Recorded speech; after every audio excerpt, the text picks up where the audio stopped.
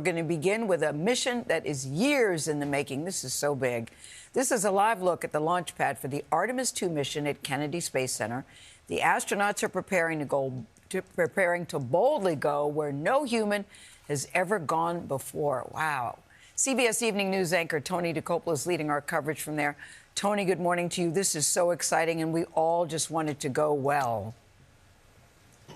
Exactly right, Gayle. Good morning. And what I take as a very good sign on that point, there was a full moon in the sky, a clear sky over the launch pad overnight, and we basically followed that moon into work this morning. What's really amazing is everyone who has ever lived has looked up at that moon.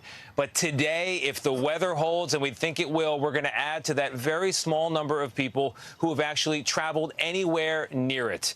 Artemis II is expected to launch tonight. And over the next 9 days, the crew of 4 is scheduled to loop around the moon on the far side, going farther than any human being has ever traveled into space before.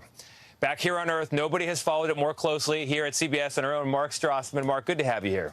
Good to have you here, Tony. Good morning. Here's the good news. Let's start with that. NASA says conditions are 80% favorable for launch, so optimism is running high. But you got to be ready for anything. And if there's a problem, NASA hopes it's ready.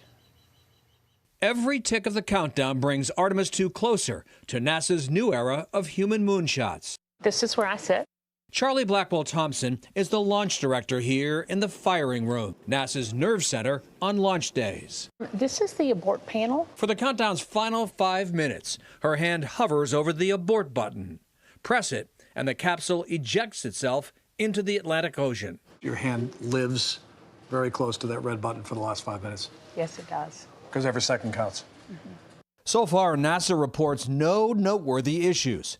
Rocket, capsule, and crew all ready to fly. We're sending that spacecraft farther into space than ever before. NASA Administrator Jared Isaacman told us the moon's the goal, but something else matters more. Priority 1, bring them home safely. Yes, sir. I would say the most important part of the mission is when they're under parachutes and splashing down safely. The second the SLS rocket lifts off, responsibility for the $1 billion spacecraft and 4 lives on board switches from Florida to Mission Control in Houston. Liftoff confirmed. Copy liftoff.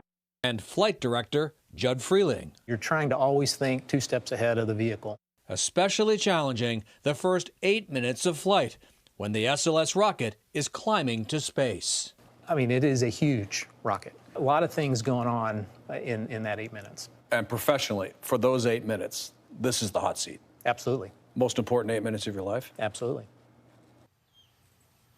By one estimate, 400,000 people will gather around Kennedy Space Center to watch this launch, and that would be the biggest space crowd, Tony, since the last shuttle flight 15 years ago. I'm excited to be part of it with you. Well, I'm glad you're here. Mark, thank you very much. The weather is the big question. Will it hold? For more on that, let's go to Rob Marciano with a full forecast. Rob, good morning. Hi, Tony. We're coming to you from Space View Park, aptly named just a handful of miles from where you stand. The question is, will this thing launch or not launch because of weather? Let's go through it. We've got these onshore winds that have been bringing showers every day through this area in the afternoon, but typically they do clear by evening. So these are the parameters that we have to, or the rules that we have to abide by, whether to launch or launch. Temperature has to be between 38 and 94 degrees. The winds have to be less than 33 miles an hour at 132 feet. Lightning can't have any of that near us. Clouds, 4,500 feet thick, can't have that. Cumulus clouds have to be farther than 10 miles away. That could be the issue. Everything else is a green check mark: temperature, wind, lightning, precipitation. But the clouds could very well be an issue. And because of that, they have a 20% of a no-go due to weather. We expect to see 400,000 people here in Titusville alone, Brevard County, over 1 million spectators out to view this launch, and hopefully the weather holds. We'll have more on the national weather in just a few minutes. Tony, over to you. All right, Rob, thank you very much. And Gayle, Matt, Adriana, as I throw it back to you in New York, if you imagine these astronauts watching us right now, think again. They are scheduled to sleep in this morning to 9:44 a.m., their last opportunity to do so. Gosh, Tony, no way do I believe they're sleeping right now. I think that I bet they're thinking, I wish we could go right at this moment. There is something very majestic to see it when it first lifts up and it goes into the sky. That, to me, is so thrilling to see, and I can't wait for that moment.